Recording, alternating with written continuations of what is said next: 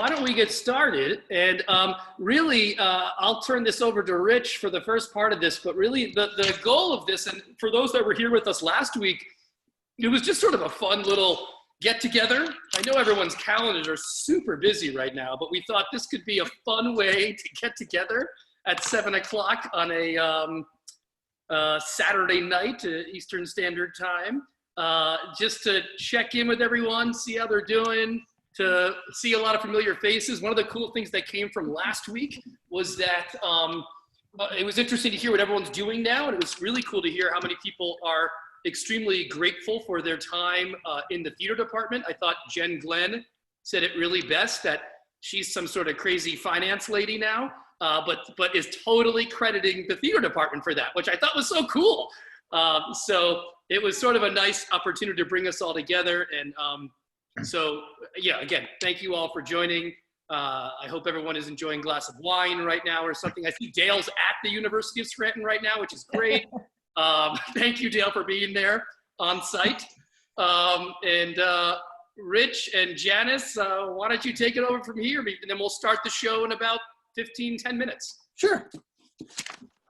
It's really great to see everybody and also the kind of wide range of generations of players, which is really, really great. So we did a quick little, who's who last time. Maybe we could do that real quick and just say like what years you were there and move through that quickly so we don't take a lot of time away from reading the play. So I came with the building in '93. I think I know most of you. So I'll pass it on, and I'll just call your name out based on what I see on my screen here, okay? So then next up is John Bertoldi. I was there from '99 to 2003, and then I went back for my master's there, so. A double dipper. Yeah. Awesome. Sam Gurn. I'm a current student. I'm a sophomore, marketing major, but I have a theater minor and a management minor. And Sam was in our final production of the year, unbeknownst to us, Carrie the Musical. So that was. I'm a producer for Laramie right there. Oh yeah, awesome. The revival. The revival. Suzanne Santorelli. I don't know, is that still your name or are you? That is still my name, yes. Awesome. I was there, I graduated in '04, yeah. It's been a while. Yes, it has. Bridget Fry. Hello. I'm a current student. I transferred, so I'm not even sure what grade I am anymore, especially with this school being canceled. I'm supposed to graduate 2022, but I'm doing a special education accelerated grad program, so I believe I'll be here for an extra year. I'm an education major, so. Jess? I was at the University of Scranton from 2005 to 2007. And Jess was one of our Katrina refugees. Yep. Dan Morrow? I was there 2013 to 2017. Is Megan joining us? Yeah, she's in the she's making us masks with her sewing skills that she learned at the University of Scranton from Janice. And you guys know Janice hasn't changed a bit in 27 years. So, Chris? I was there fall 2002 through spring of 2006. Degree in English, minor in theater. Awesome. Jen Glenn? Hi, everyone. I was there from the fall of 2001 to the spring of 2005, and I was a theater major. Jack Badney? No. Hi, I was there fall of '96 through 2001. And shout out to all the people that I see as my alumni, John and Suzanne and Aileen and Dale. Like, miss you guys. It's great, right? I miss you too. Oh, sorry, that's Mandy. My eyes. Hi, Mandy. Hi. I'm in the mountains in Denver, so it's only 5 o'clock my time. I was class of 2009, and then I stayed for my master's till 2011. So it's nice to see some of you on here. You too. Thanks for having me. Oh, and I brought this. It's kind of appropriate in the world we're living in right now, isn't it? Camille. Hi guys, I'm Camille Reinecke. I graduated in 2013. And Brian of the magnificent beard. Hi everyone. I was there 2001 to 2005. And Rach. Hi, 2000 to 2004. Lindsay. Hey everyone, I'm in Australia, so Sunday morning here. Might still have a line. I was there from 2003 to 2006, and I was a neuroscience major who wished she was a theater major. Awesome. Eileen.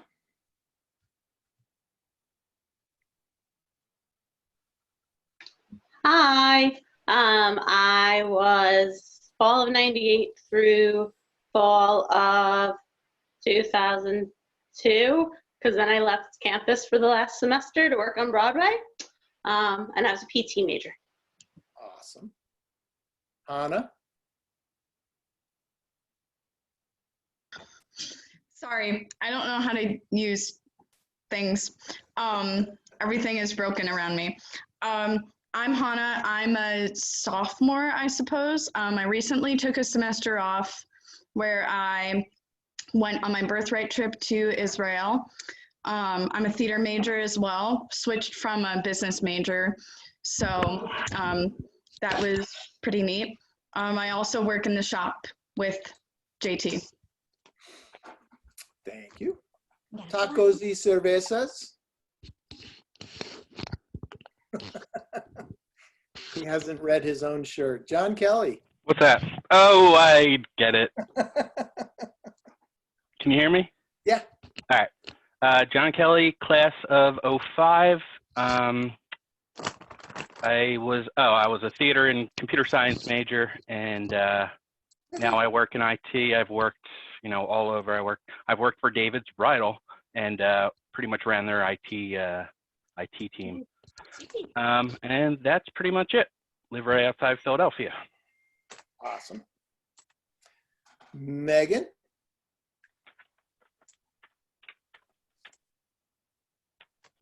And I was a double communication and theater major. Awesome. Gail Bauman. You're muted. Oh, I was there from 2000 to 2004, and now I'm a lawyer in Buffalo. Ellie Boat. Hi. I was at Scranton from 2003 until 2008, and my daughter's very interested in this theater meeting. And I was a nursing major and a big fan of the theater, and I'm still a nurse. Awesome. All right, and we have someone who's showing up as iPhone and someone who's showing up as Kevin Joyce. We can skip both of those. I'm presuming they're staying mute. I presume so. Okay. All right. So Ryan's suggestion was that we kind of pick a handful of these trivia questions. Be careful, Ryan. Your dad will start talking. Oh, God. Get him on mute. They have nothing to do. You're the host. Did you all get a copy of the trivia, the little trivia quiz? I think mostly the people who are in the cast got a copy ahead of time. So this will be extra hard for everyone else. All right. I was just sitting around. It was such a fun meeting the last time. We had a really wide range of people coming from different generations and stuff. So I just made up a bunch of silly little questions to see how well people remembered the McDade and the players and whatnot. So I don't have to go through all of these. There's like 25 questions, but some of them were kind of fun. Ryan and Dale took the test. So should I just do like 4 or 5 of them or something? Yeah, Or let's do 4 or 5 of them, and whoever's voice can be heard the fastest. Yes, whoever wants to buzz in first, please do. So this is going back a little ways, but the first show ever produced in the Royal Theatre. Anybody know what that was? Oh, Janice is buzzing in. Not fair. Not fair. Really? Am I the only one who knows this one? Like Jeopardy. The Time of Your Life. I almost had it. A real showstopper. The Time of Your Life. It's the kind of show you want to open a new facility with. It's a really lovely play, but it was not really the blockbuster that we were hoping to open the building with. So this should have a broader sort of range. Name 3 productions that Dr. Michael Friedman appeared in as. Jesus. I know he was in A Midsummer Night's Dream with us. Yeah, he wanted. Never mind. He was invisible. He wanted to ride he wanted Cat to ride on him as a horsey. Yes. I guess I know 2 now. If nobody can think of 3, I can give you 2. Yeah, that's all I can make it. Bright Star and A Midsummer Night's Dream. Okay. Somebody else gave me that answer by speaking. Was anybody around for Laughter on the 23rd Floor? No. That was right. Working. Measure for Measure. You need me to do it for you? And 2 Gentlemen of Verona. Name 3 guest directors that have worked for the University Players. I got this one. Jason King Jones, he did The Foreigner and Caucasian Shock Circle. Sheila Stasak, she did Our Country's Good and House of Bernarda Alba. And Bob Gaspar, who did The Crucible. There, he killed it. This one has bonus points if you can name up to 5 or more. Anybody can add to the list? Jean Caruso did Dead Man Walking. Yeah. Oh yeah. Oh, and Jerome. I can't remember Jerome's last name. Who did Some Enchanted Evening? Michael's brother-in-law. Jerome Vivona. Is Jennifer Rhodes. Jennifer Rhodes. Did one of our Men on Boats. Rosie Hay did art. Rosie Hay. Jose Zayas. Jose Many Zayas. a production. Yes. Awesome. You guys got about 75% of them. Very good. Okay, here's a good one. This will flash some of you back, but maybe not. How many actual toilets and sinks are in the basement of the McDade? Wow. I believe there are. Together, toilets and sinks. I know there are 4 toilets in the main bathrooms downstairs. 15. 15. And then in the basement. Just the basement. Just the basement. 4 toilets. 4 sinks in the bathroom. 1 sink in 7. the dressing room. Wait. There's an extra 11. sink in the shower room. I'm going with 7. 12. I'm going with 15. 10. 10. There are 4 toilets, and there are 6 sinks. Let's see. Name 3 main stage plays that were performed in the Studio Theater rather than the Royal Theater. Recent Tragic Events, Becky Shaw, and Leveling Up. Okay. You start in the Studio Theater, you remember the Studio Theater performance. You never leave the Studio Theater. So Shadow of a Gunman, Vinegar Tom, The Dining Room. We did a series of Maria Irene Fornes plays. Holy Ghosts, Eleemosynary, The Beyonce, and the ones you mentioned, Megan. Awesome. Funny Thing Happened on the Way to the Forum and Is There Life After High School were both produced under a specific set of constraints or circumstances. 24-hour musical? 24-hour musical. That's Oh, yeah. Megan right there buzzing in. That was hilarious. Brought back to us from Trinity College, right, Ryan? Yeah, that was that. We did that in Ireland, and then we did it. I remember so vividly. We tried to have a party at my house afterwards, and no one could function, which was very similar to the normal parties at my house. Yeah. This is true. So if you weren't in on that either now or back then, this was a production that was done, cast, rehearsed, and performed all within a 24-hour period. And Ryan brought this conceit back from Trinity College in Dublin and picked, funny thing happened on the way to the forum, cast the show and sent without it, they didn't know what show they were auditioning for yet, right? Yeah, and sent everybody away, told them what the show was, and said, grab your bed sheets off of your beds. That will be your costume, and your toothbrush, and some deodorant, and come back, and you're going to get locked in the theater for 24 hours. And it came out really well. We had Brad Podre, who was not able to come tonight, I guess. He was your musical director. He's right? in like Iceland or something. Yeah, and the charge of admissions was a can of soup for the St. Mary's soup? Is it St. Francis? St. Francis, yeah. St. Francis. Yeah. I'm in Iceland. Good for you. Let's see. The only Rick, I think we probably have time for one more before we get started. All right. Name the only Neil Simon play ever produced in the Royal Theatre as a main stage production. Oh. We mentioned it already, I think. I'm going to guess Brighton Beach Memoirs just because, but that's probably wrong. That is wrong. It's Laughter on the 23rd Floor. That's correct. Yeah. That is Damn the it. only I knew one it. that has ever been done. So,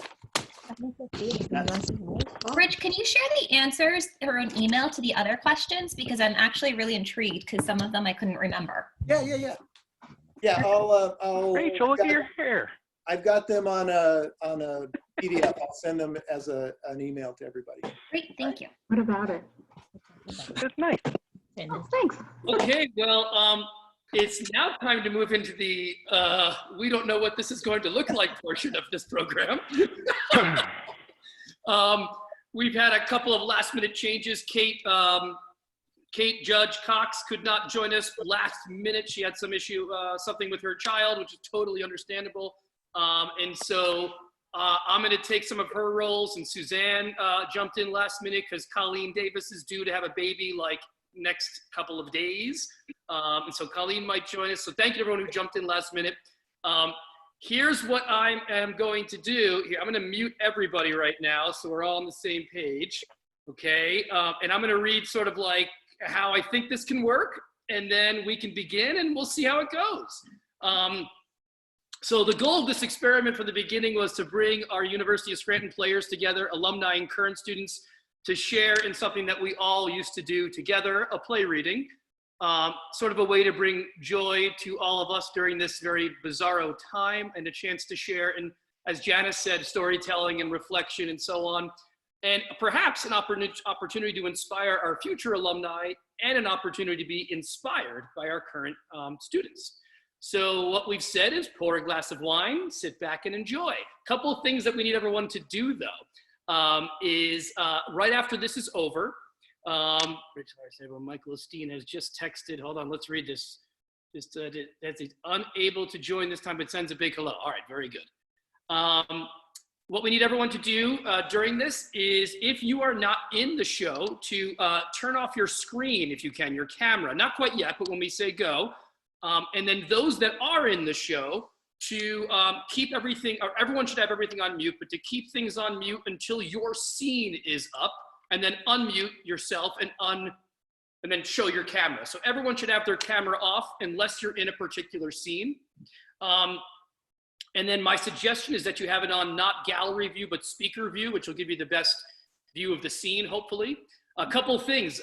We have not rehearsed this ever. And so it's sort of part of the experiment is that we've never actually rehearsed a thing of this together. And so that's part of this. The next thing I wanted to mention, just a few things before we get started here, is that we did not cast by race or gender or age. So some people will be playing things that are different than they are. And then a couple of last things here. If it goes well, maybe we'll continue doing this in the future, or perhaps not, we'll see. Okay, so here's what I need for everyone. Find a quiet space for the actors. Turn off all of your sound notifications, like if your cell phone's on, or if you have like a cell phone thing that pops up on your computer. Everyone mute unless you're in the scene, or have your camera off unless you're in the scene.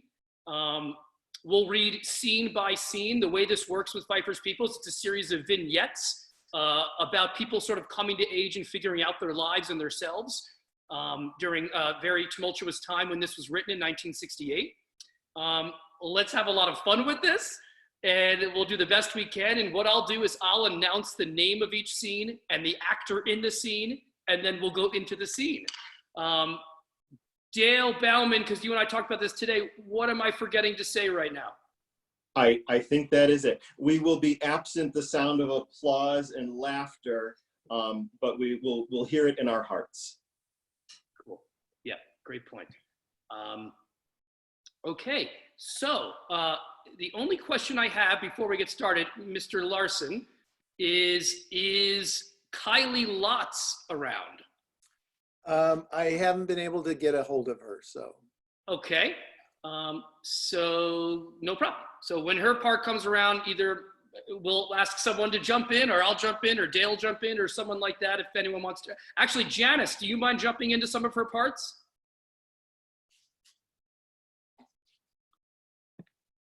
I can probably jump into her parts, but let me ask, Hannah, do you want to read anything? Oh yeah, absolutely. Is Hannah, Yes. Sorry. Everything, like I said, everything around me is broken. Yeah, I would like to read, and I think the script may have been sent via email. Wait, I don't know if I can access it because. Hannah, you've got some time. Kylie's part doesn't come up right away. So if Janice or Rich, if you could send that script to her, then we'll be all set, because it says in the email what parts that Kylie played. Yes. But here's the catch. Okay, so Scranton, I'm sorry to take up your time by saying this. Scranton has like a new duo security or whatever. I switched to a different phone, so I can't like authenticate myself and log into my school email. So I'm going to text Rich and tell him to send it to a different email. Great, sounds good. All right, everybody, so you're all going on mute. There you are, you're all on mute. And without further ado, this is Feiffer's People by Jules Feiffer, which were premiered off-Broadway in 1968. And we begin with the first scene, which is called Man, and Dan Murrow will be performing it. Okay. Dan, whenever you're ready. All right, and it's just the monologue? Yep. Okay. It's always been a struggle for me to find my place in society. That's why I have to read books. For instance, in college, I thought I was getting on fine until I read that mine was a silent generation, so I shut up. After college, I went into industry and thought I was doing fine until I read that I was really a conformist organization man. So I went out and conformed and belonged. Well, I began making a lot of money and I felt that I was doing fine until I read, in truth, I was a member of an acquisitionative society. So I bought things. Of course, I had a lot of time on my hands, but I felt fine until I read that my income group had a leisure problem. So I learned hobbies. Now, for affluent society, so I learned hobbies. Now, for a while there, I felt fine until I read that the root problem of my affluent society was status seeking. Well, in between being silent, conforming, belonging, acquiring, and taking care of leisure problem, I haven't had a chance to seek status. I guess I'll fit it in somehow. Scene 2, first woman, second woman, Jen Glenn and myself. Found a flower. I found a flower.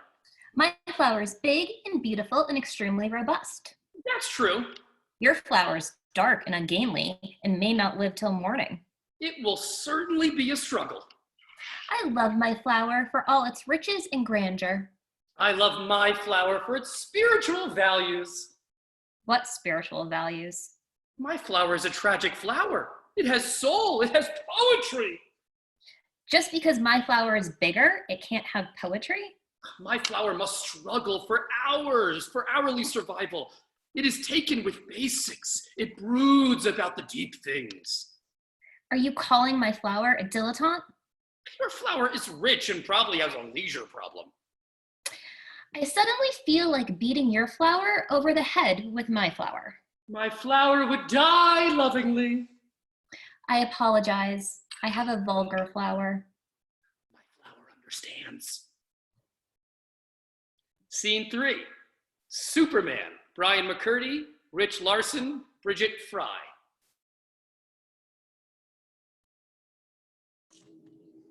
Hold on, am I reading the mugger? Rich, am I reading? You're reading the woman, I guess. Correct. Oh, okay. Okay. Don't scream. Give me your purse. I wasn't going to scream. I was going to try to discuss this with you. It won't work. 3 times this week, broads discussed me out of taking their pocketbooks. I gotta live too, you know. Faster than the speed of light. Oh my God! More powerful than an express train. It's Leaps over buildings in a single man. Superman! Ha ha, that scoundrel won't harm you again, madam, else he'll have to reckon with Superman. What is this? A gag?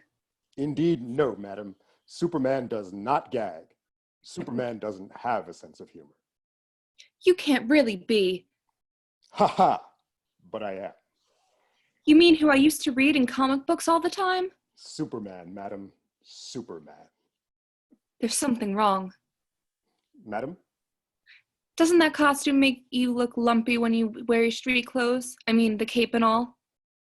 Well, it is a little warm. I usually take off summers. Why do you wear it?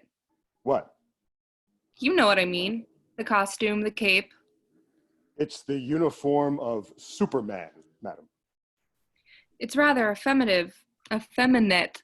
Sorry, don't you think? Hold on. It is terribly skin tight. You're not a transvestite, are you? You don't have to answer that if you don't want to. A what? You know. Do you rescue more men than women? I only rescue those in dire straits. Why? What? Why what? What?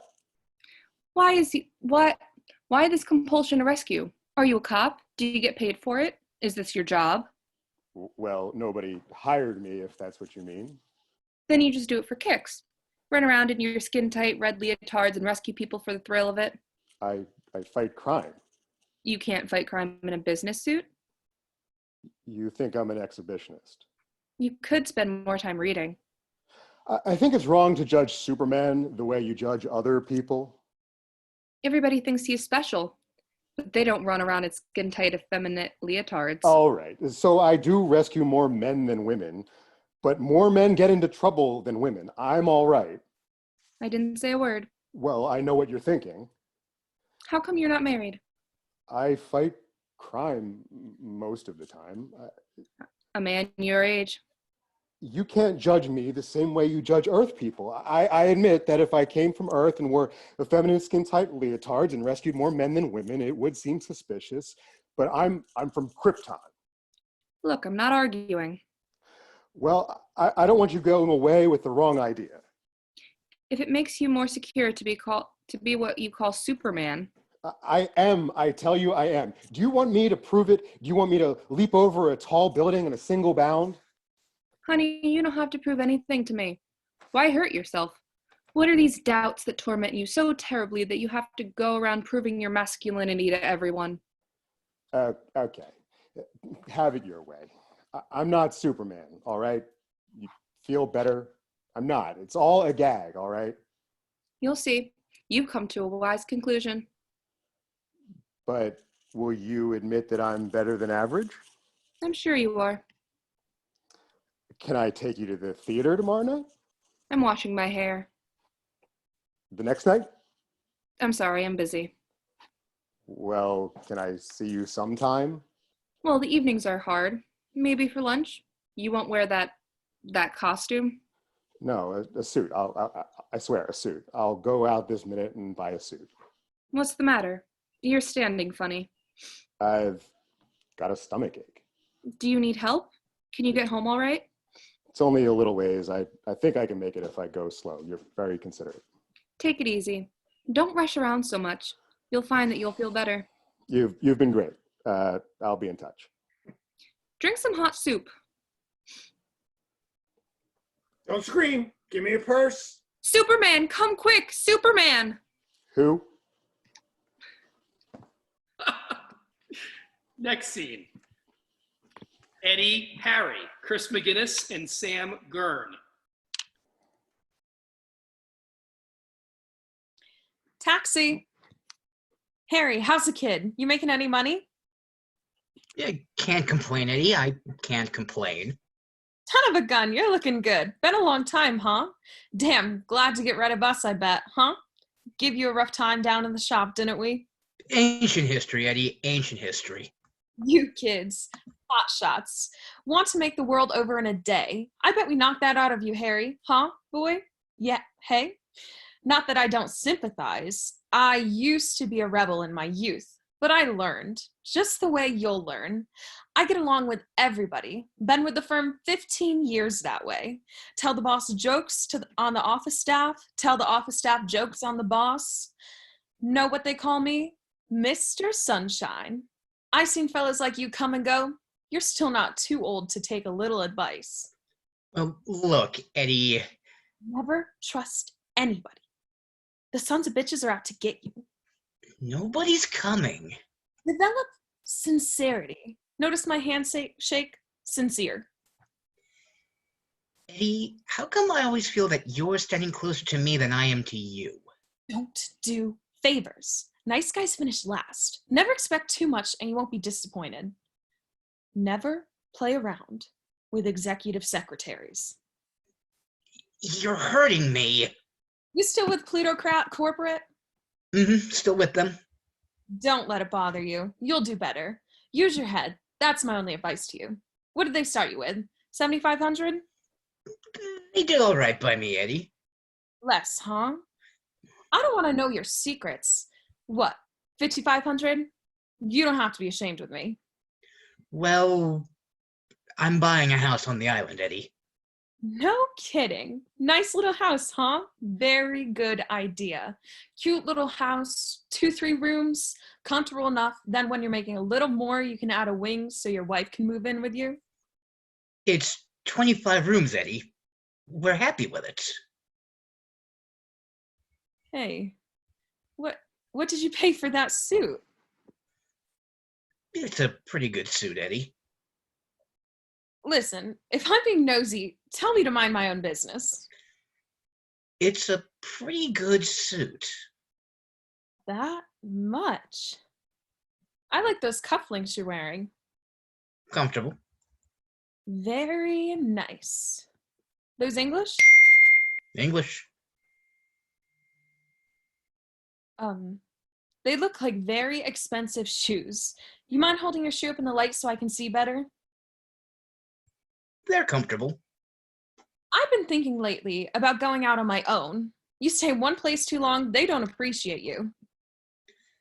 To each his own, Eddie. That's a very nice briefcase. I guess you got lots of important papers in that briefcase? It's good health that counts, Eddie. Yeah? I got a bad stomach. It's not good to overdo it, kid. Yeah, well, I'll tell you. A lot of it is pure luck. My break will come. I wouldn't worry. I'm a slow starter. We're not as glamorous as some people, but when we get moving. Slow and steady wins the race, Eddie. You notice I don't stand so straight anymore. An old taxi cab accident, I could have sued, but when you're a nice guy, you're a nice guy. You subject to migraine? Can't say that I am.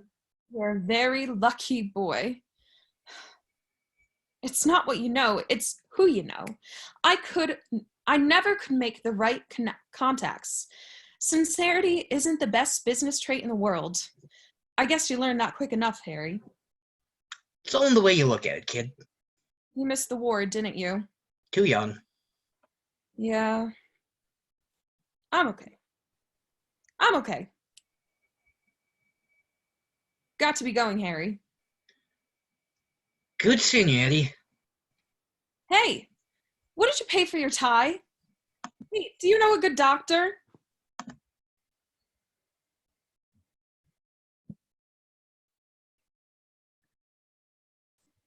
Next scene, 2 men lying down on the floor. And this will be, I guess, Hannah and Megan.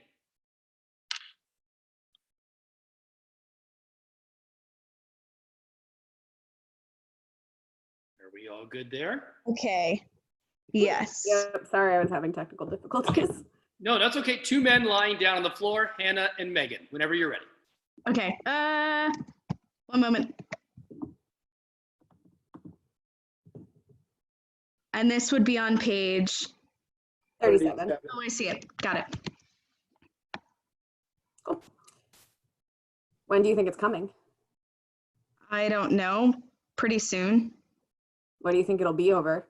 China? China, maybe. Vietnam, maybe. Berlin, maybe. They'll find something. Are you going to fight? It would seem the patriotic thing to do. I haven't made up my mind yet. I'm going to go along with our leaders. They have access to information I don't have.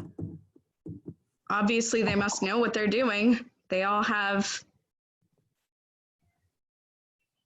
Oh, I can't read that word. Okay, move on. If they say fight, I'll fight. The idea of a democracy is that people shouldn't be forced into acting the way the government wants. They should do it on their own. I don't care so much about me. I've sinned, but I do hope they don't blow up the Seagram building. If they use the neutron bomb, they won't even touch the Seagram building. The neutron bomb? What's the neutron bomb? It only kills people. It doesn't harm property or machines. Doesn't harm machines, eh? Very encouraging. How so? Then most of us will be safe. Next scene, ever since I was a little kid, Jonathan Kelly.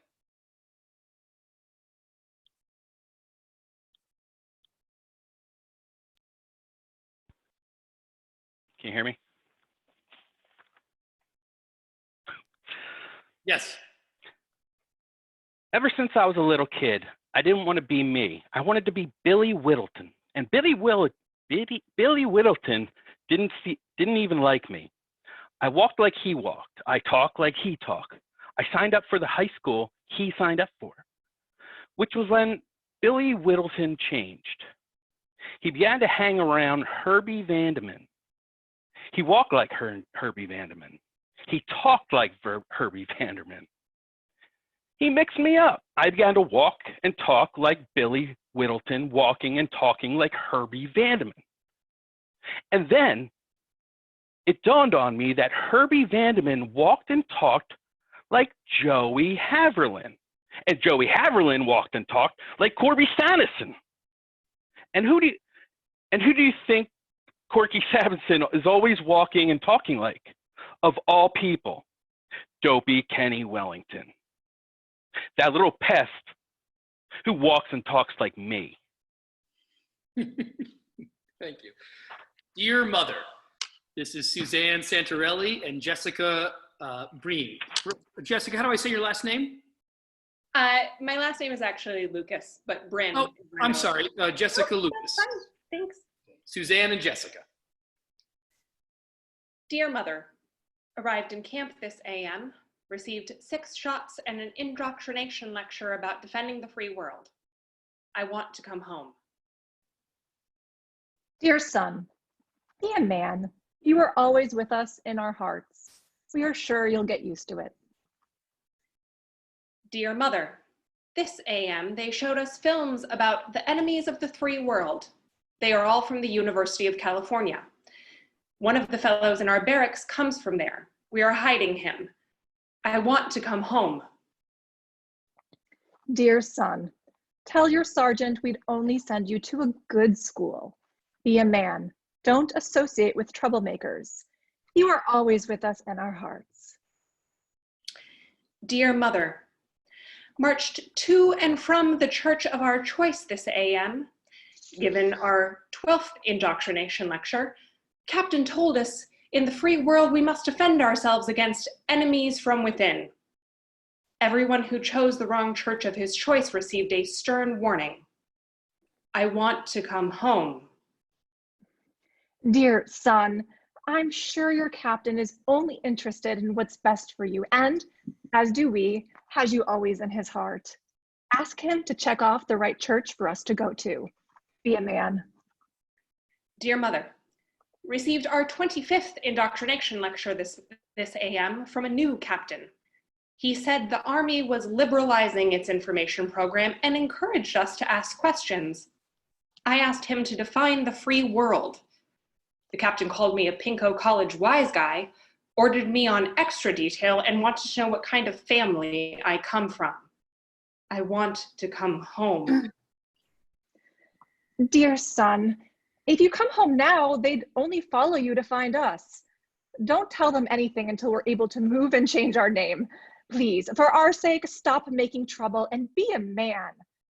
Wherever you go, you and your army will always be in our hearts.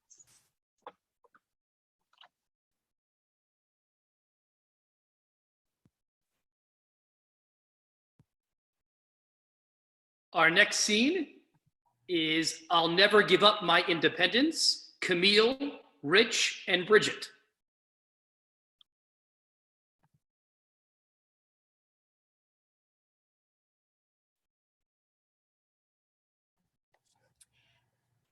Try to see it my way. I'm nearly 20, and if I was ever going to make a break, now is the time to do it. Imagine, half my girlfriends were already separated from their husbands, and I was still living at home. So I told my parents I was moving out. You can't imagine the yelling and screaming. My father said, You're breaking your mother's heart. And my mother said, what was my crime? What was my terrible crime? And before I knew it, we were in an argument, and I told them both they needed analysis, and they told me I had a filthy mouth. And suddenly, I was out on the street with my raincoat, my suitcase, and my tennis racket, but I had no place to move. So I looked around downtown, and everything was too expensive. And evening came, and all my girlfriends had reconciled with their husbands, so there was absolutely no place to go. No place I could spend the night. Well, frankly, what on earth could I do? I waited till it was past my parents' bedtime, and then I sneaked back into the house and set the alarm in my bedroom for 6 in the morning. Then I slept on top of the bed so that I wouldn't wrinkle any sheets. Sneaked some breakfast in the morning, and I got out before anyone was up. I've been living that way for 2 months now. Every night after midnight, I sneak into my bedroom, sleep on top of the bed till 6 the next morning, have breakfast, and sneak out. And every day I call up my parents from the downstairs drugstore, and they yell and cry at me to come back home. But of course, I always tell them no. I'll never give up my independence. Our next scene is Man of the Future, Dale Bauman. I used to be very athletic, a model of American youth. But then came the Bay of Pigs crisis, when it seemed that war was inevitable. My eyes started bothering me, and I had to give up reading papers and get glasses. But for my eyes, I was still in pretty good shape. And then came the missile crisis. It seemed like war was inevitable. My hearing started bothering me, and I had to give up listening to radio news and get a hearing aid. But outside of bumping things and never quite knowing what was going on, I was still in fairly good shape. And then came Vietnam. My back gave out, my stomach turned sour, and I developed migraine. Then I heard somewhere that critics were attacking American youth for being out of shape.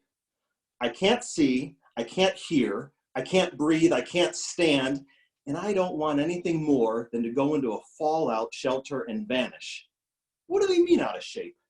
I look upon myself as the man of the future. Our next scene involves the entire cast, so we can all unveil our videos and unmute ourselves. And this is Harold Swerg. And we'll take it from the top. I think everyone knows their roles in this part. So from the top of Harold Swerg, this will be a fun scene because it's the only one of two that we get to do as a big group.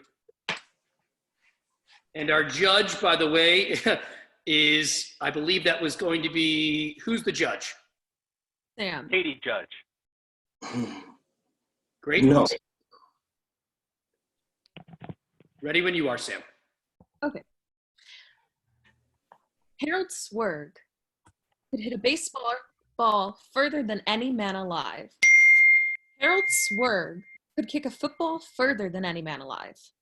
Harold Swerg could run the mile faster than any man alive. Harold Swerg could do anything. Baseball and football magnates came to Harold Swerg. They said, "Sign with us. You'll have money, status, glory."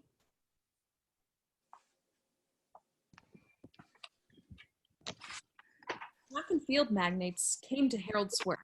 They said, "Sign with us. You'll have free transportation, lots of banquets, a team jacket with your name on it." and to all of them, Harold Swerg replied, No. He wanted to go on making his living as a filing clerk.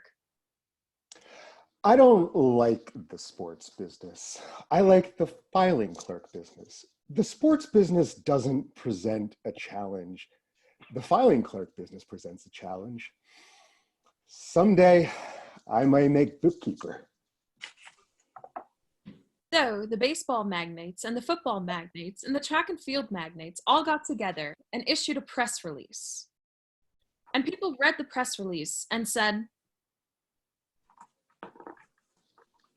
Obviously, any man who does not play the game is against the game, and if he's against the game, he's against fair play. If he's against fair play, he's against our way of life. Burns.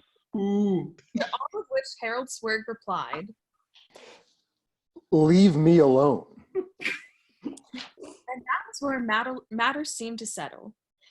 Then the new Olympic Games were announced. Russia was to have its greatest team ever.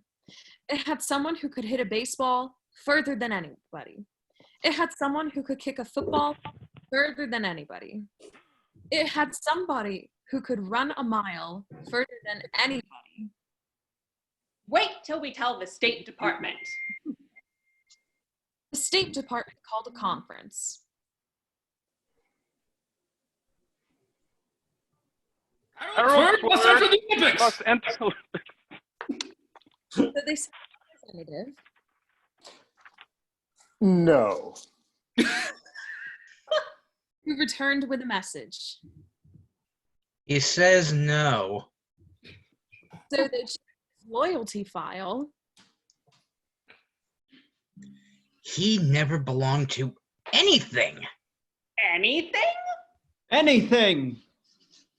And that seemed to be the answer. Harold Swerg was just not interested in belonging. The Secretary of State went to see him. But you've got to belong. Everybody belongs to something. Not me. It is the rule of a democracy that the majority decides. The majority has decided that they want you to play in the Olympics. Are you trying to crumble our foundations? I'm just trying to be left alone. Boo. Boo, boo, boo, earn. Congress threatened to draft Harold Swerg into the Olympics. Finally, there came a special appeal from the president. Do you want us to lose? So that's what's bothering everybody? But what's wrong with losing? It's only a game. Everyone was thrown into confusion. Losing is just the other side of winning. Somebody has to do it. Don't listen! Don't listen! The public expressed its outrage. They Rebel, boomed. rebel, boomer. Unfair swirg. They hissed. Hiss! Swirg. They burned Olympic torches on his lawn. Then, one day, just when things were at their hottest, Harold Swirg came away from his filing cabinet and said, All right, I'll play. the country was electrified. Both political parties claimed credit. The first event was who could hit a baseball the furthest. The Russian people's furthest hero, Semenko, went first. 912 feet, 6 inches. Harold Swirg went second. 912 feet, 6 inches. The next event was who could kick a football the furthest. The Russian people's hero, kicker Gronkowski, went first. 310 yards, 4 feet, 1 inch. Harold Swirg went second. 310 yards, 4 feet, 1 inch. Rumblings of discontent began to murmur through the crowd. The last event was the mile. Harold Swirg's opponent was people's fastest hero, runner Ali Kalishki. It was a tie. Harold Swirg was called before the judges. Harold Swirg, you are not giving your all. I certainly was. And why didn't you win? Winning doesn't take my all. Equaling takes my all. How's that? Let's see you try to kick a football exactly 310 yards, 4 feet, 1 inch. It was quite a challenge. I wasn't sure I could do it. But the judges didn't quite understand. Anybody who wants to be equaled, come on around. But nobody came around because nobody is interested in having records equaled. So they left Harold Swirg alone, which was exactly the way he wanted it. Everyone should go back to mute and cameras off. And our next is Bernard Girl, which is myself and Dan. And Dan, give me a second to find that page. Okay. Okay, ready when you are.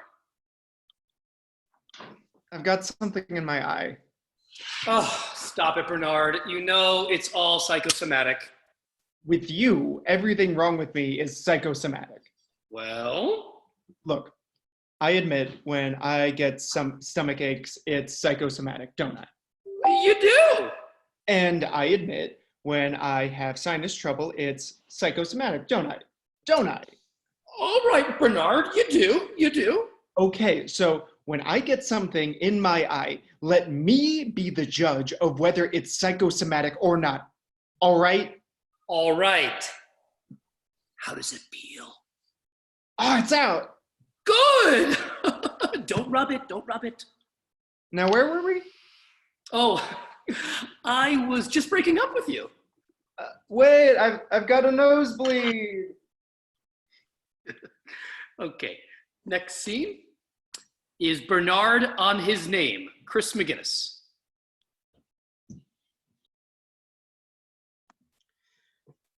My trouble is, I'm named Bernard. Who made it my name? Did I make it my name? I don't feel like a Bernard. I had hostile parents and they named me Bernard. Is that my fault? Okay, Bernard is fine for other people, but All my life, when I was out on the street and people called me Bernard, I thought they were speaking to someone else. And when I realized it was me, I was disappointed. I just can't identify with the name. Inside, I'm all different from a Bernard. If you knew me on the inside, you wouldn't recognize me from knowing me on the outside. You should see me when I'm by myself.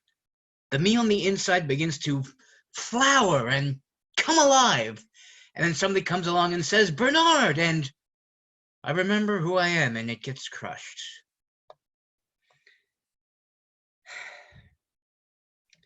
I know it'd be different if people only called me by my inside name. Spike. Excellent. Thank you. We are at the intermission moment right now. We are halfway through. We've probably got about 30 more minutes left at the most, but we'll continue powering forward here. And we will go to man and woman arguing, Megan and Bridget. Ryan, do we have time? Does this cancel out at 40 minutes? Pardon me? Don't these cancel out at 40 minutes? No. Not when you pay for the business account.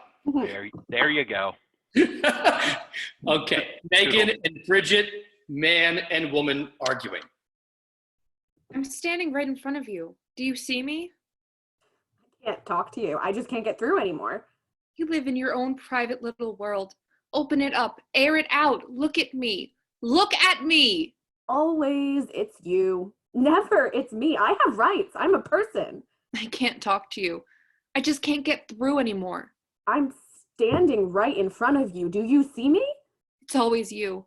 Never it's me. I have rights. I'm a person. You live in your own private little world. Open it up. Air it out. Look at me. Look at me. What's the use? You haven't heard You a haven't heard a single single word I've said. What? What? What? Our next scene is Bernard standing alone. Dale Bauman. I never used to go out on the street. I was always afraid I'd get beat up. I knew it was a stupid fear. I knew it was unrealistic. I looked up the statistics on people who got beat up when they went out on the street. It's surprisingly small. But still, I had my food delivered. I had my newspapers delivered. All my dates were at my house. And as long as I didn't go out on the street, I seemed to be fine. Until one day, I was sitting comfortably in my living room when suddenly it came to me that I did not dare go into the kitchen. That if I went into the kitchen, I'd get beat up. So I sat through all 4 late shows thinking about my problem. And at 5 in the morning, I finally concluded that it wasn't anybody on the outside I was afraid of. It was me I was afraid of. That actually the only person who regularly beat me up was myself. So I arose without fear and I went into the kitchen and nobody beat me up. And I put on my coat without fear and I went into the street and nobody beat me up. For the first time in years, I felt alive. I knew I would never be afraid again. I felt so good that the first couple of people I saw, I beat up. Dale, excellent work with your sets. Yeah, Sets were very wonderful. nice scenic design, Dale. It was beautiful. We are now moving on to George's Moon, which is Jessica and John. Once there was a man named George who lived on the moon. No kidding. George didn't have much to do on the moon. He slept. He took long walks. He kept trying to figure out how he got there.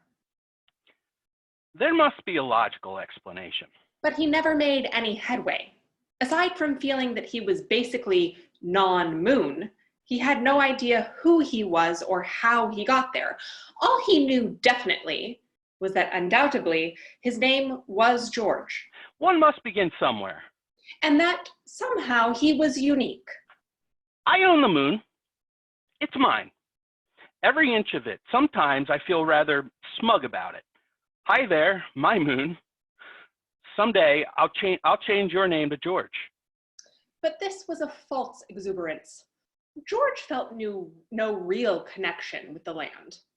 How can I when I bounce all the time? Oh, no. Mostly he was concerned with his roots. He thought about his roots quite a bit, but no matter how hard he thought, he couldn't come up with the thing. So then he'd concentrate on his values, because if he could sort out his values, it would tell him something about his background. And if he knew something about his background, it would then give him some indication of his roots. But he couldn't come up with a single value, all of which was pretty depressing. One day, George decided, my trouble is I'm too introspective. I need some outside interests.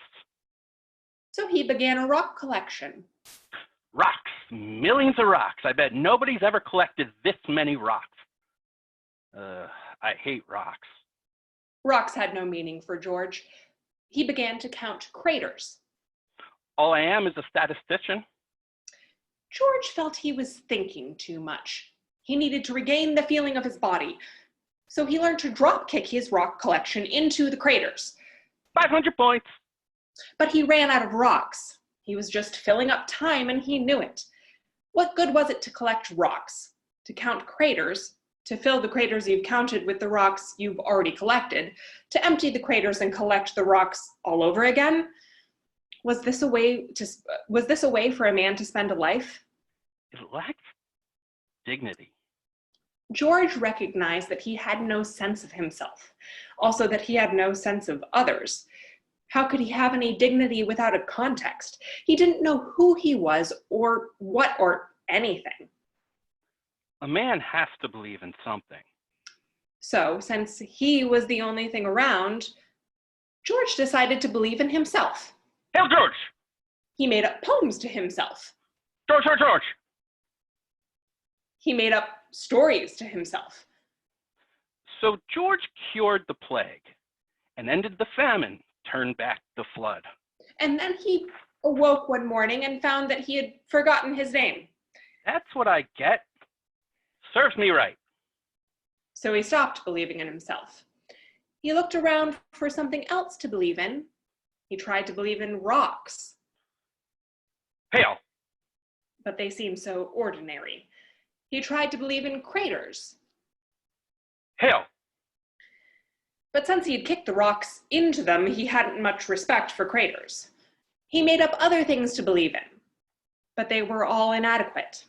He needed something spectacular, something way beyond his experience. Then one day, he looked up and noticed space. That's what I'll believe in. There were all sorts of advantages to believing in space. For one thing, it was out there, way out there. And it fills up everything. That's pretty impressive. And it was obviously unknown. It could never be disillusioning. And it was dark with white blotches. Very attractive, really. Much more imposing than all those rocks and craters he used to worship. It's amazing how I matured in my beliefs. George spent his days dreaming about space. If space is really there, and I know it must be there because I can see it, then I must be really here, or else I would know it's there because I couldn't see it. And if I'm here and I can see space, then space must be in all logic be able to see me. It's like when you're off in the wings and you can see the audience, which proves that I exist. Space and George, George and space, a team. It almost made him feel like crying. Then one day, they started shooting rockets at him. George was overjoyed. They're coming for me! This way, fellas! This way! George tied a red undershirt to a big rock. First of all, they must be very kind to go all this way for their trouble. They must be very humanitarian and have lots of favorite charities. They will come here and we'll live a big party and I'll be very polite and ask them if they'd like to stay over, but they'll say, well, we do have to get back. And then we'll take off and I'll be home, wherever that is, and there'll be a parade and testimonial dinners, all because I am the only expert on the moon. But then George realized he wasn't an expert on the moon. In fact, he really didn't know much about it at all. I only live here. He didn't know whether those holes actually were craters or not. Maybe they were coal mines? Why do I always wait till the last minute? He didn't know why it was that he could bounce, or how come he could breathe without a helmet, or why he was never hungry, though there wasn't any food to eat. My trouble is I'm not very observant. They'll come expecting all kinds of information, and when I can tell them, what can I tell them? Nothing. Oh, I'm sure they'll be very nice about it. They'll pretend, not even notice. They'll say, "My, but you dress neatly." I'll feel like a fool. And then one day they shot off another rocket. George hung up his undershirt again, but on a less conspicuous rock. He began to feel anxious about the whole thing. What do they want from me? I'm not analytical. They'll just have to understand a fat lot they'll care. A fat lot they'll care. They'll be scientists. Cold, dispassionate, no time for my problems. They'll probably don't even know I'm here. But once more, the rocket did not come close. Wise guys. But George knew that ultimately they would come. He'd spent all his days sitting on the dark side dreaming about what it would be like. They'll come out of those damn rockets, and I bet first thing they'll do is stick up a flag. Their flag on my moon. Then they'll give me their bags to carry. Then they'll make fun of me. You mean you don't know about gravity? You hear that, gang? Been on the moon for all this time and he didn't know about gravity. And they'll tell you and they'll tell lots of inside jokes. Well, we'd love to take you back, they'll say. But you see how crowded we are in here with all these rock samples? Would you mind giving us a shove? George thought about the way it used to be. The fun he'd had drop-kicking rocks into craters. What a ball it was to sit around on the moon and think about his roots. They've spoiled it. And then one day they shot off another rocket. George used body English to make it go away, but the rocket kept coming. It's an invasion! Then, suddenly, the fear and indecision which had held him for weeks was no more. George knew what he had to do. This is war. I don't care how many rocks they have. I know the terrain. And he patiently waited. Our next scene is He, and I believe Hannah will be reading this. And thank you, Hannah, for jumping in last minute. Yes, absolutely. I used to work for the FBI, assigned to the New Left, underground agent to check out communist infiltration. All pretty routine, demonstrating, disrupting, occupying. Then I met Edna. Soft, compelling, doctrinaire. She fell in love. I fell in love. We decided on marriage, but my secret separated us. I had to tell her. I proceeded to do so. On our wedding night, I reported, "Edna, I am an underground agent for the FBI." Edna wept. Then she told me her secret. "Sam," she reported, "I am an underground communist assigned to infiltrate the New Left." You can imagine what followed. A lover's quarrel. I insisted Edna give up her work. She insisted I give up mine. We consulted a marriage counselor. He advised us to compromise. All forms of extremism are misguided, he reported. Quit your respective jobs and join a community center. I couldn't. Edna couldn't. We said goodbye, and I turned her in. I'll always wait for you, Edna. Thank you. Our next scene is Boy Girl, Rich Larson and Camille.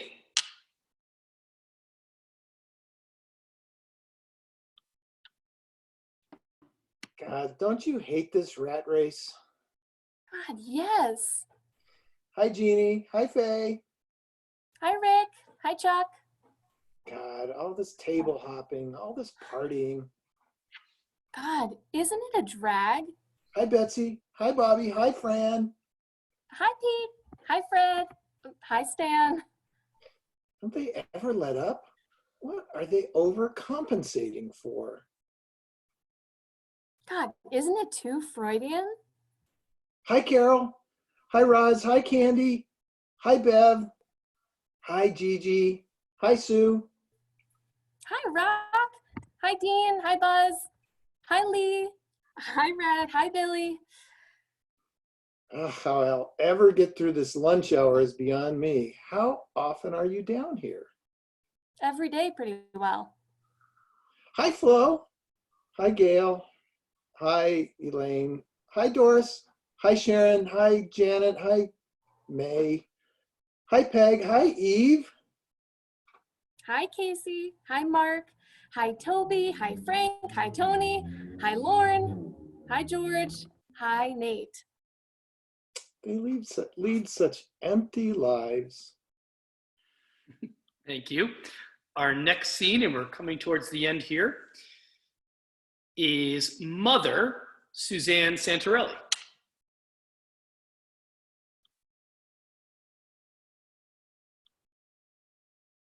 One day he comes home. He says, Mama, I'm not well emotionally. I need a psychiatrist.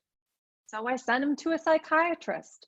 After all, if you can't help your own son, what's a mother for? So one day he comes home. He says, Mama, psychoanalysis has taught me that home is a smothering influence. I'm moving out. So I find him his own apartment. After all, if you can't help your own son, what's a mother for? I give him rent money. I give him psychiatrist money. I give him a little extra so he could enjoy himself. Listen, what would I do with it? What's a mother for? So one day he calls up. He says, Mama, you're giving me all this money just so I should feel guilty. Guilt is a mother's weapon. All right, why argue? Where does it get you? So I stopped paying his psychiatrist and I stopped paying his rent and I stopped giving him anything extra. So now it's over a month. He's dispossessed. He can't find a job. His psychiatrist is suing him. But listen, so long as he's happy. Another great prop used correctly there. Let's move to our third to last scene here. Boy, girl, Jennifer Glenn and Brian McCurdy.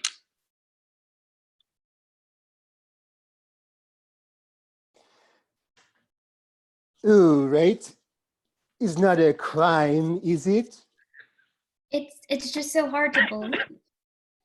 It's not like I did something wrong, is it? It's just so hard to believe. You wanted me to confide in you. Are you sorry now? No, it's just so hard to believe. Tell me again. I've never been to Europe. Thank you very much. That was unbelievable. Enjoyed that one. Our next scene, and we have 3 more to go, is African, Bridget Fry. My people have always found most fascinating the problems of you North Americans in handling the art of government. I refer actually to the various stages of development that your country has enjoyed since its birth from an agricultural state to an industrial state to its present form, a corrupt state. Corruption as a form of government is in varying stages of development. In the Soviet Union, for instance, where it operates with the greatest efficiency, you have the state or trickle-down theory of corruption. But in your country, you seem to be in a transitional, more dynamic phase. Free-form corruption. Free-form corruption is a most unpredictable phase because it continues self-consciously to deny its existence and publicly denounces what it privately owes its existence to. As part of this philosophy, you offer a regular program of planned exposures, a building inspector 1 month, several police officers another month, and thus the public is encouraged to think of corruption as an unwelcome stranger in the house, instead of as the host. At the same time, with so much surface corruption made so appallingly evident, the public can hardly avoid becoming increasingly corruption-oriented. So it will be only a matter of time before corruption's takeover becomes complete.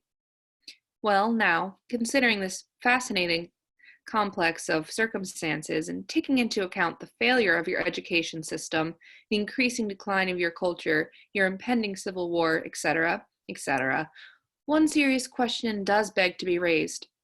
Are the American people ready for independence? Our second to last scene is the unexpected memoirs of Bernard Mergenlinger, Dan and Heather. Okay.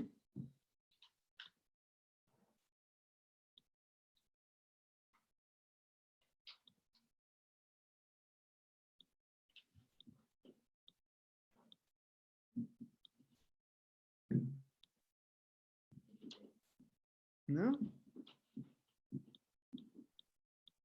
Everybody there? I'm here. Is Heather there? Is Heather there? All right, we're putting Janice on the spot. Janice, can you read Heather's lines?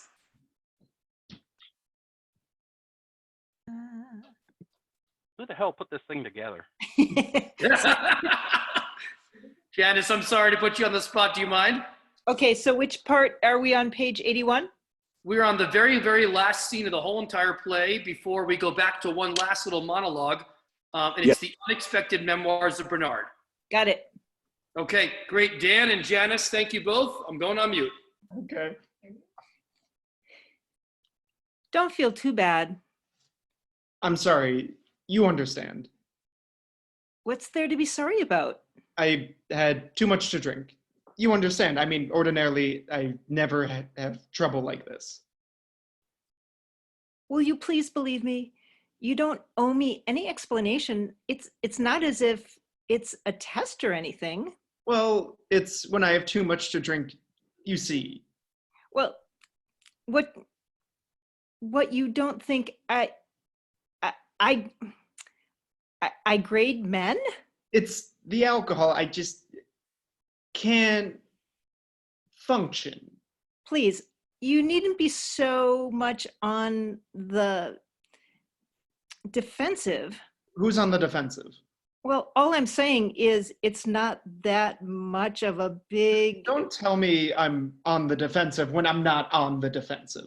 Listen, I don't want to make a big thing of it. Yeah? I bet you don't. Don't you? Yeah. What's the matter with you? Saying that I'm on the defensive puts me on the defensive. Before you said I was on the defensive. Do you think I'm on the defensive? I wasn't on the defensive. Well, I'm sorry. Okay, I'm sorry. That was a castrating remark. Oh, wait, what's the matter? I think saying I'm sorry, I think, is the next one. And then Okay, listen, I lost my place, so. Actors, top of page 82. Thank you. Thank you. Okay, so I'm sorry. That was a castrating remark. No, saying I'm sorry? Don't take it out of context. I'm in authority on castrating remarks. Women always try to get away with them on me. They never do. I can recognize a castrating remark 100 miles away. Can I say something? You're not going to believe it, but it's true. Sure. I don't mean to make a castrating remark. Sure. Sometimes they just come out. Yeah. Yeah, it's like sometimes every word I say is exactly like my mother. Ugh, I could kill myself. Sometimes things are a mistake. Not everything is deliberate. I mean, what, want to try this again? The alcohol, it wouldn't. I couldn't. The alcohol. How about tomorrow? If I ask a question, will it offend you? I don't know. Try. You want to go home now, don't you? Well, I wouldn't say, well, we are sort of finished here, aren't we? You're very uncomfortable. Well, I've got a lot on my mind lately. Southeast Asia and everything. Nuclear holocaust. The depression. What depression? Mine. It's like you've already left. It's like you're out the room right now. I guess I am. I often don't know until I'm told. Listen, this is a difficult question to ask. Do you enjoy making love? Listen, I've had a little too much to drink. Look, I know it's hard to talk about. Will you please listen to me for a minute? I'm a difficult person, all right? Boy. But tell me, when it's over, do you feel happy? Can't you talk to me? Then answer this. Do you feel good? Listen, do me a favor. This one favor. You don't have to talk about it, all right? We'll do it so you don't have to talk about it. I'll ask the question and you blink once for yes and twice for no. When it's over, do you feel happy? One for yes, twice for no. Do you feel guilty? Oh, everybody I know feels guilty. Why do you feel guilty?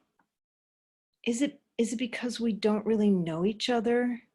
You feel we're not really having a relationship?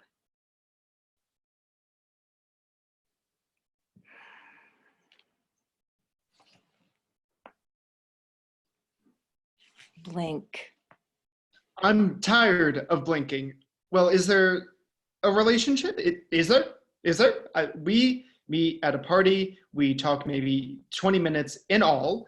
We come up here and I can't do it. I admit, you've broken me down. I don't like being in this position. I don't enjoy it. You're right there. I don't, and you're right again. I do feel guilty. And I want to thank you. I've gotten more sexual gratification out of this speech I just made than if I had gone to bed with you. Don't you understand what the trouble is? I'm that rare kind of person who can't have sex out of context. I want a relationship. I'm a nut. Crap. Ugh. Why does every bourgeois male I meet have to put a value judgment on sex? You don't frighten me. I'm not afraid of the term bourgeois.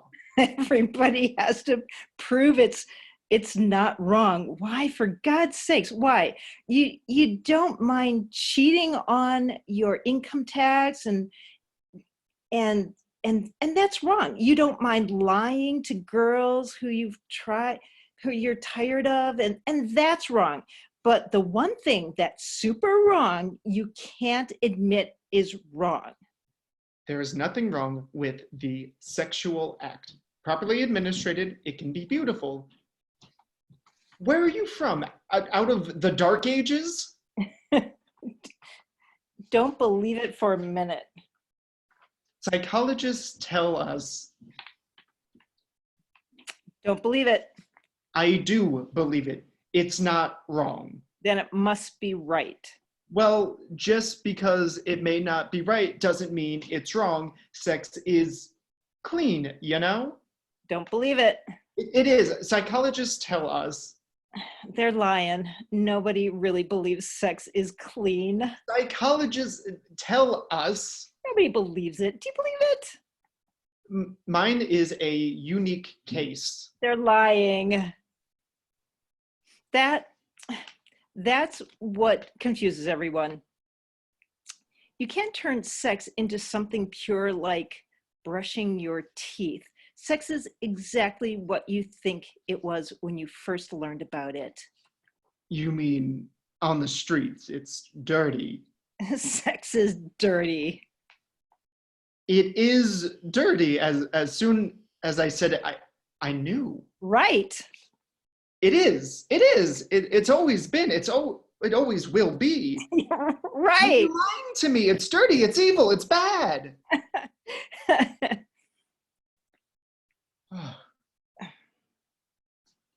I can enjoy it now. My own.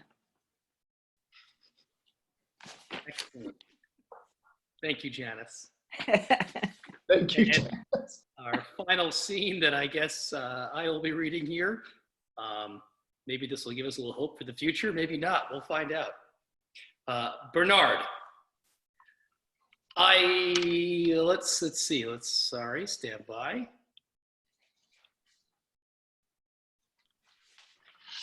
I greet the world with a smile. Hello, world! You know, I used to think you were my enemy, but I was wrong. Then I thought you were my friend, but I was wrong again. But now I've researched and read up and talked to all my intelligent friends. Now I know where you stand, world. Why, you don't even know I exist. World, as long as you stay neutral, I stand a chance. And that, my friends, is the end of our play. So we can all come off mute right now. Hey, nice job, everybody. That was an online play. Yay. Holy crap, we did it. Well done, everyone. So for me, it's 2:30 in the morning. So I'm going to get out of here pretty soon. That means But nothing. John Kelly just said, Ryan had to end it himself. Narcissist. Just so you know, that was supposed to be Brad Padre's line at the end, but Brad couldn't make it. You're probably being serious. I am being serious. Oh, really? But anyway, I'm going to turn it over to our esteemed director, Mr. Rich, for some final thoughts.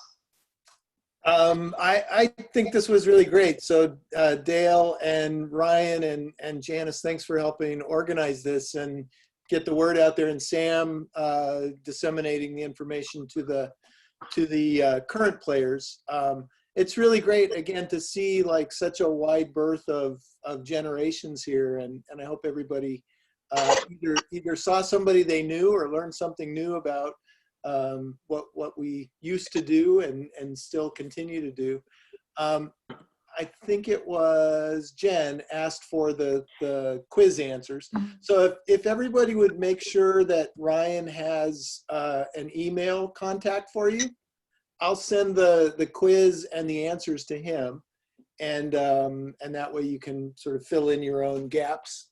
Yes, so if everybody could, at this moment, could put in their name, their email address, I can save the chat, and then we've got an email thing going, but we can expand the email thing and take it from there. And this has just been really kind of off the cuff, so we don't really have a plan moving forward. And if anybody has any ideas, another something like this that can include a large swath of people without a lot of play rehearsal time and yeah, 24-hour play. That would be really interesting with all the different time zones. So I think it's, you know, it's kind of a free-for-all. So if anybody has any ideas, Ryan seems to be the department secretary, as it were. So if he has everybody's contact information, if you want to contact him, he can sort of get information out there, and we could do this again at another point. So, but I think this was really great. It was great seeing everybody. You know, I have to say, I've been really skeptical about seeing theater done in this kind of format, and this was really fun. And part of it is, you know, I know almost all of you, but it was also fun. There was some really nice theater moments in this, so it was really great that everybody's kind of got their chops in their back pockets still. So that's fun.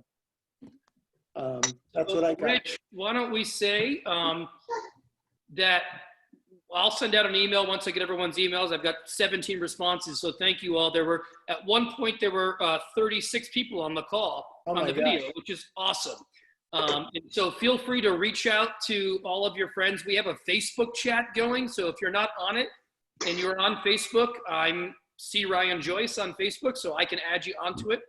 And we will, yeah, I mean, let's plan on, at this point, meeting next Saturday night at 7 o'clock to discuss what we want to do next, if we want to do anything next. And again, it's all, as Dale likes to remind me, and Rich likes to remind me, because I want to do something aggressive, but they all have.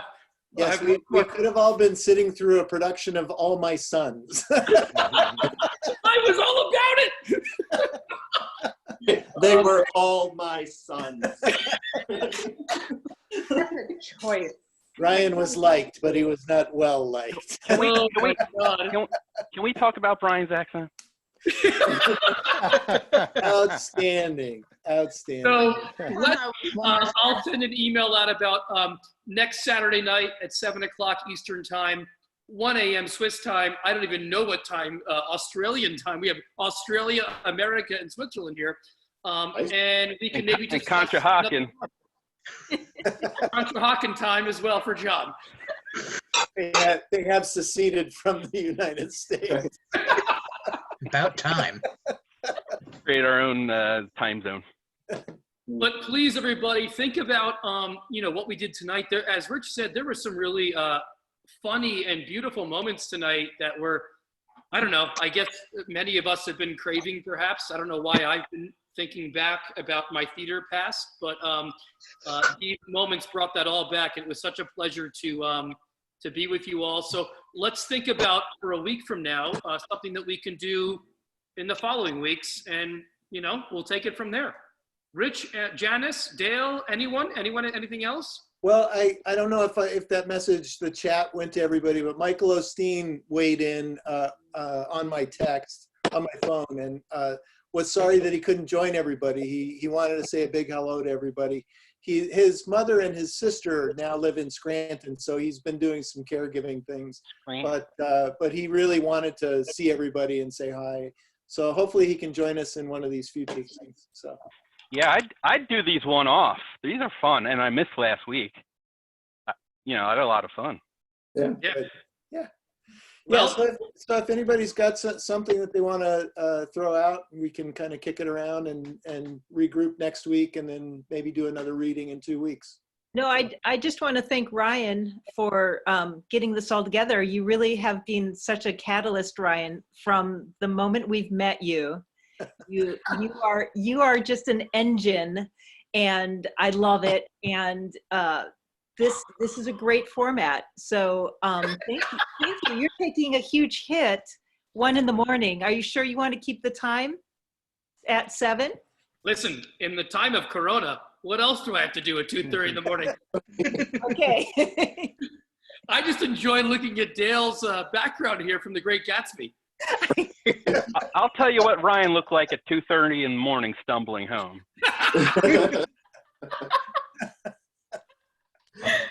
So I have pictures. You guys mind? All right, you guys. Well, thank you so much. And till next week. Thank you. Bye, everyone. See you guys. Yeah. Bye, guys. Bye.